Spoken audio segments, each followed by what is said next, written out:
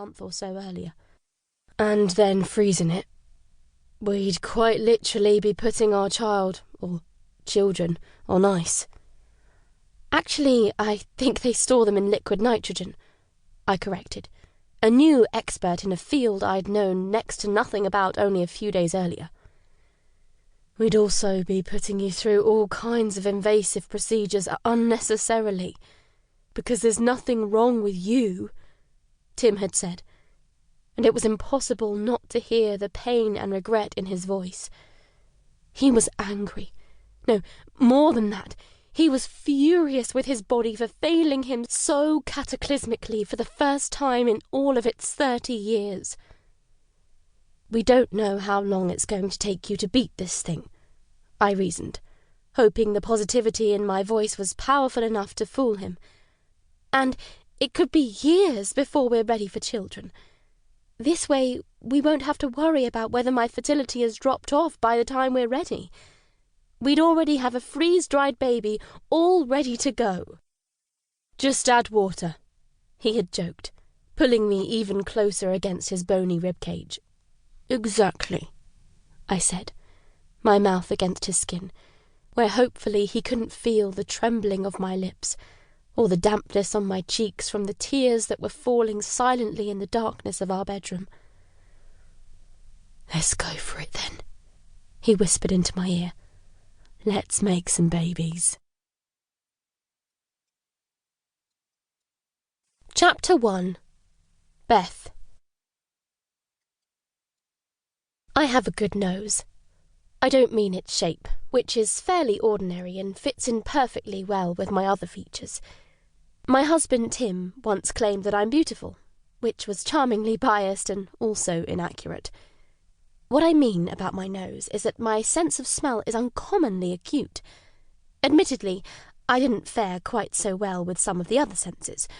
For a start, I'm completely tone-deaf, which is kind of funny as I ended up falling in love with a musician. But a good sense of smell is a definite advantage if all you've ever wanted to do is work with flowers. Or, better still, own your own florist shop. Happily, I did both. Is there anything else you'd like me to do before I leave for the day, Mrs. Brandon? Beth.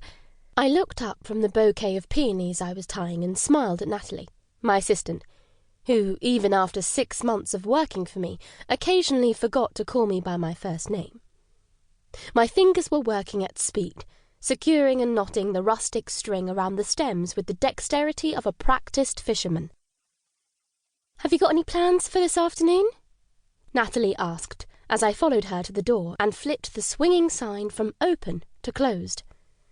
Nothing particular, I replied with a smile, as I ushered her onto the pavement and slid the bolt in place.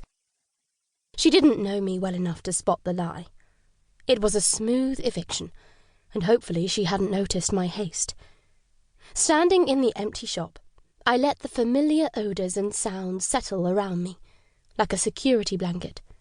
The buzz of the overhead lights and the hum of the large refrigerators where the most delicate blooms were stored combined to drown out the sound of traffic from the high street. The shop was in a great position, and its reputation had grown steadily in the 6 years since we'd opened it. I ran my hand over the polished wooden counter, waiting for the usual grounding sensation to calm me. But today, the shop failed to work its magic.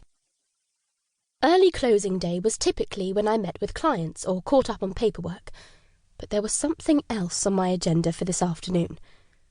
I only managed to eat half of the meal deal sandwich I'd bought that morning, before throwing the rest into the bin beneath my desk. Perhaps I should have done the same thing with the strong Americano coffee, because the last thing I needed was an extra injection of caffeine, not when I was already so wired. This is ridiculous, I muttered to myself as I went through the familiar ritual of locking up the shop and setting the alarm. I'm only speaking to my husband. Why am I so uptight?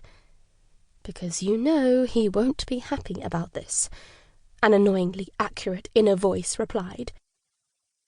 I drowned it out by turning up the car radio to a volume usually favoured by teenage boys and wove through the early afternoon traffic.